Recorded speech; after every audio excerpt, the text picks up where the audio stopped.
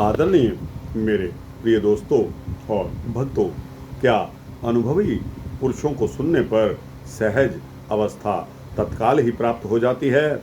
इस प्रश्न पर विचार करते हैं। दोस्तों, यह एक सूक्ष्म वृत्तांत है जो कि ज़्यादा से ज़्यादा 2-3 मिनट का होने वाला है। अतः आपसे विनती है कि बने रहिए इस वृत्तांत के अंत तक। दोस्तों, शास्त्र चिंतन से देरी लगती है क्योंकि उसमें केवल हमारी बुद्धि ही काम करती है। जो साधन हमें निर्विवाद और सुगम लगे उसमें तत्परता में से लग जाना चाहिए। दोस्तों, यहाँ निर्गुण सगुण हमारी मान्यता है।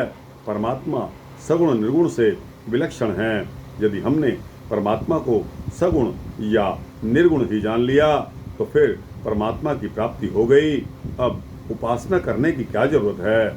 गजेंद्र ने कहा, यह कश्चनेशो बलिनोंत कोरगात।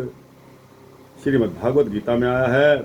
इसलिए सबसे सीधा सरल मार्ग यह है कि परमात्मा है और वह हमारा है, ऐसा मानकर चलो। भगवान भावग्राही हैं, वे हमारे भाव को जानते हैं और हम चाहे उनको न जाने।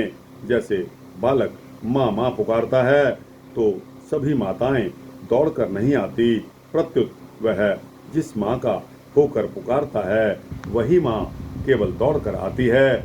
ऐसे ही आप भगवान के होकर भगवान को पुकारें तो बिगड़ी जन्म अनेक की सुधरे अबहीं आज। बिगड़ी जन्म अनेक की सुधरे अबहीं आज। हो ही राम को नाम जप तुलसी तज कुसमाज।